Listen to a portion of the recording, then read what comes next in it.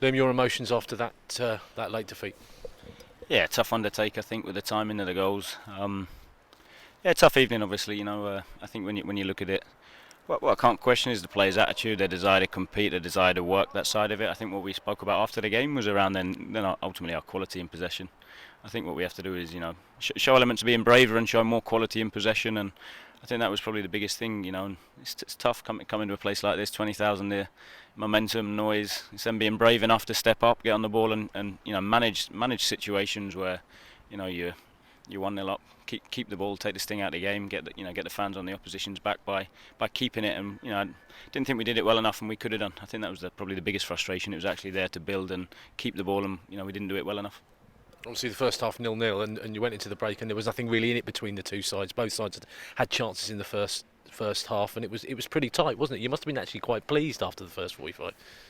Yeah, and again, I thought we had another level we could go to. I thought, we middle of the first half, I thought we had a sort of a 5-10 minute spell where actually we started to get a hold of the ball and switch play, and use the spare players at the back and in the middle. And like you said, we created 2-3 really good chances. One, Peters off the set piece, Twiney obviously where he went through. So we had some really dangerous chances again first half, which you're not going to create too many at places like this. So you have to, you have to be clinical and take them.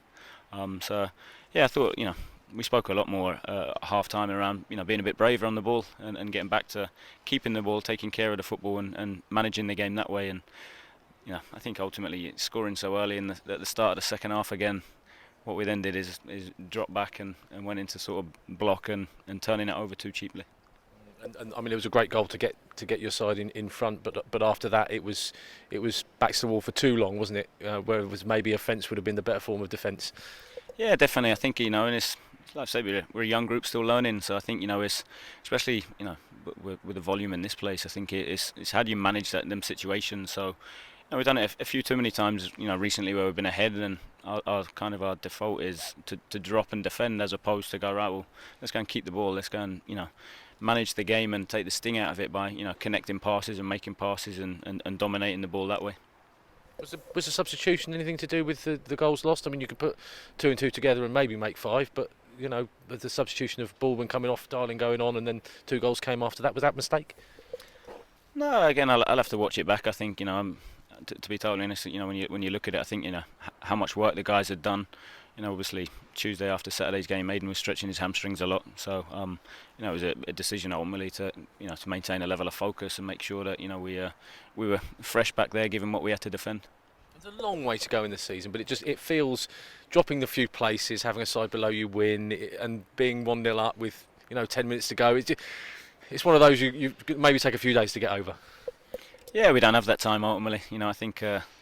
Yeah, hurts right now, and the guys are hurting in there, which is which it should be. But like I said at the start, I think the fact that we've got players that know their levels, that want to work, that want to learn, that want to get better, that means we'll improve and we'll get better. So taking experiences tonight as much as they hurt, I think it's about using them for future progression and making sure that we spin it in the right way to go right. Let's put it right at the weekend. Is belief ever a problem? Because I just wonder after going a goal up whether they had the belief that they could go on and win by 2 goals. I wouldn't say that. I think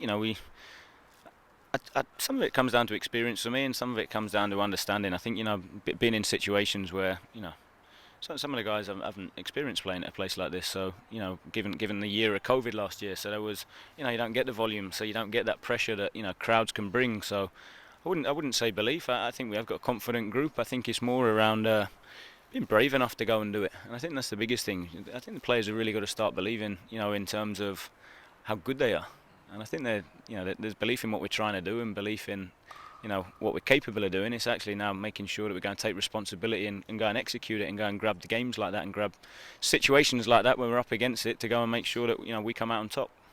Max took a little knock and came off, just looked a little uncomfortable. Is there any huge concern there? It's the bottom of the foot, so it's quite a strange one to be totally honest. So I think it's a case of we'll see how he is in the morning and then obviously assess him from there. Luke hinted at it there. I mean, when you got forward, you looked pretty dangerous at times there, didn't you?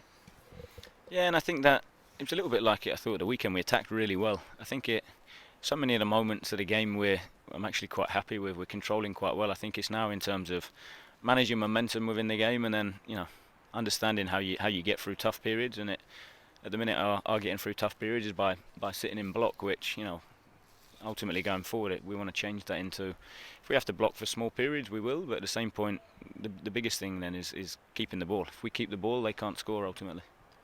For 83 minutes, it was going to look like a terrific defensive performance, wasn't it? Yeah, and I think you come away to places like this that teams that will be up there at the end of the season, and I think ultimately you get through, you take a point. It's not the worst thing. So yeah, the timing of the goal obviously makes it feel 10 times worse right now.